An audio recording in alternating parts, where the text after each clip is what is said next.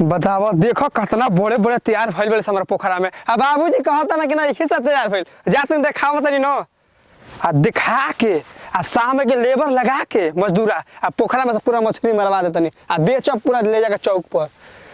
को वहीं से मरते पेशाब लगता हो या घासे गड़तरी सन तनी हेजी रहत कुकुर बिलाई निकल सन ना तो इस पर पेशाब हेजी कॉल हेरी तब ले भागा के नहीं से नूर लगा के आइल बनी ए रारो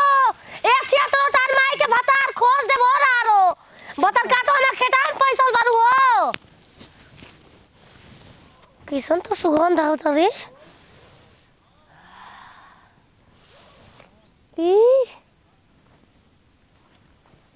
ई का रे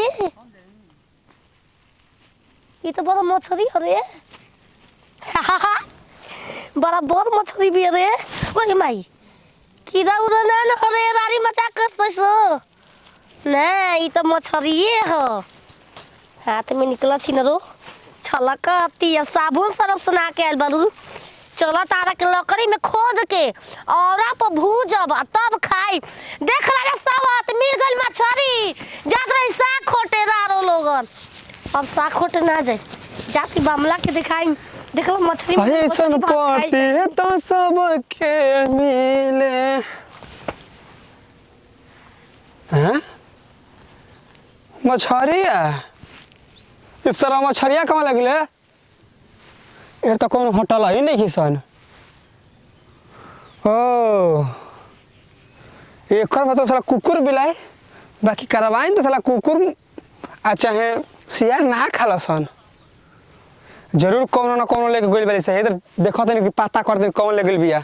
जिन जन भेटा जे ना तो ध के रखिया लगा के जीभे कबार देब भाई बजे चटोर तो दब खाए के बाद दाम लगा खासन तो ये मेरे लागो रोहिया में एगो ए सुना सुना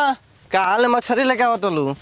तो हर माई के कहां से लेके आवत रे अपने समकीन के लेके आती मछली पैसा से 1000 में 200 कम के मिलल ह ई तू पैसा किन के नहीं खुली आवत इटा हमर चंदन बेगा पोखरवा में के तू ले लेके आवत मछली तोर माई के भता खो और तोर माई के कस रारू नजर लगा देलो बारीक लगा देलो फार के कल गइल कोस रे तू सही सही बतावा कहां ले लेके आवतलू हम किन के लेके आले रे हम पैदा कइले हम बोल का कर देबे पैदा तू नहीं खुकैले हमर बुझाते कोई के लेके भाग गया तो सुकुमरिया ए देखो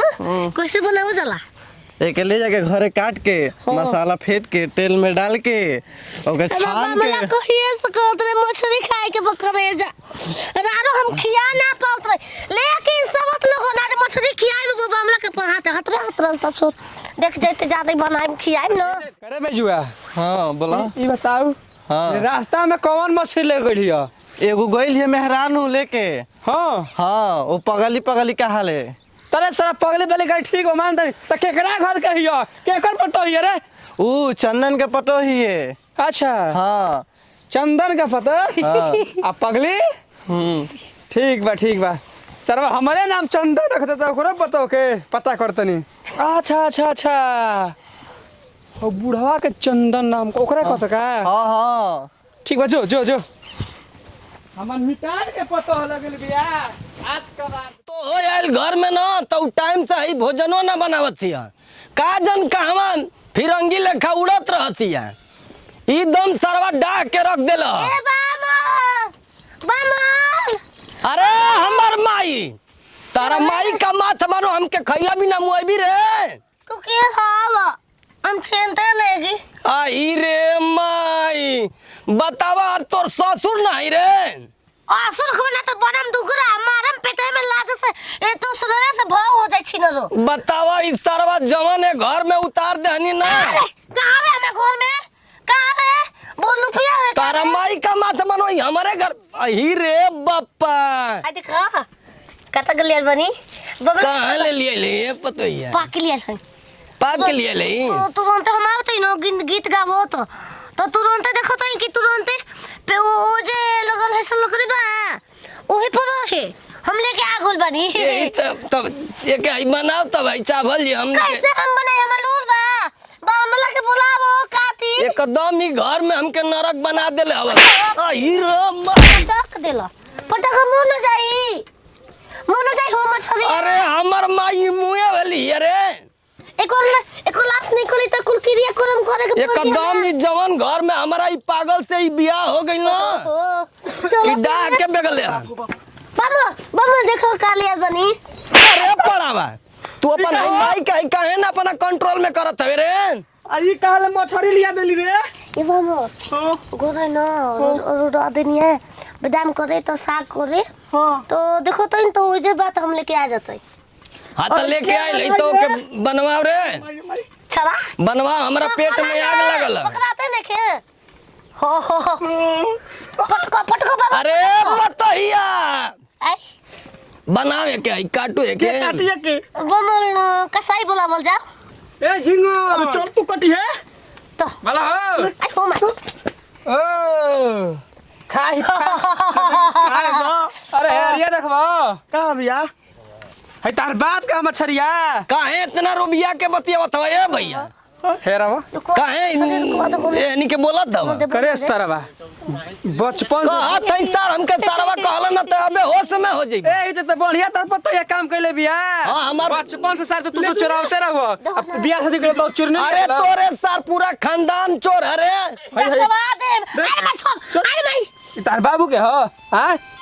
कैसे छुअत हवे के दे आइले रे बनावे के ले चल किन के लेके आइलिया भैया देखला किन के लेके लिया ही हम हो लेके आवते पोखरा में से मार के दिले बोलता रे टांगो दिमाग गरम भइल बा रास्ता में रहता मार के तोहार भैया ना मछरी टांगो रहे है दे दे के काहे के दे चल आइले ले रे मछरी अपन आइले टांगो इतने लेके भागियो आई रे माई हमके चाहिए तो चाय छीन रो हमके चाहिए कहो भैया हां लिया कहो इसे बोलत दिया कहत है हमर आई रे बापा काले रे बात छीन रो इट्टा ले लगा अरे बोतल का तो सवत गोदले मारो ए में हो गेल ना मिल गेल मछरी ना जा भैया आ सुन जा तनी समझा दे ना हमके मछरी है चाहिए हम यही के खाई अब भैया अब पोखरा पर कहां ले लिए ले बताओ है देखा के लालचा दहली न रे तोरा के मछरी लेके आइल अरे तू के संभार छीन रो तू तारे यार रहने से तो बुढ़िया मर गल ठीक भइल हम हां त तू हमके मुआ दे बुढ़ौती में बुढ़िया जब ले मर गइलो करा प्यार में हम तड़फड़ात किसी विधवा बाबू जो प्रेम में बा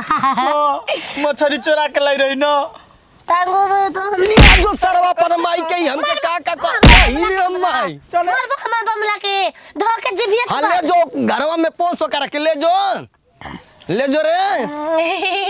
भोजन देवी हमके भोजन का खाल बा मन ये यार की के आई एकदम एक पड़ामा हमके मुआ के बेगल अवस घर में खाना बनल है तू नहीं बनैले मछली मारे गए सुबह सुबह जाते ही नहाए हो बा मन चलो नहा लो जल्दी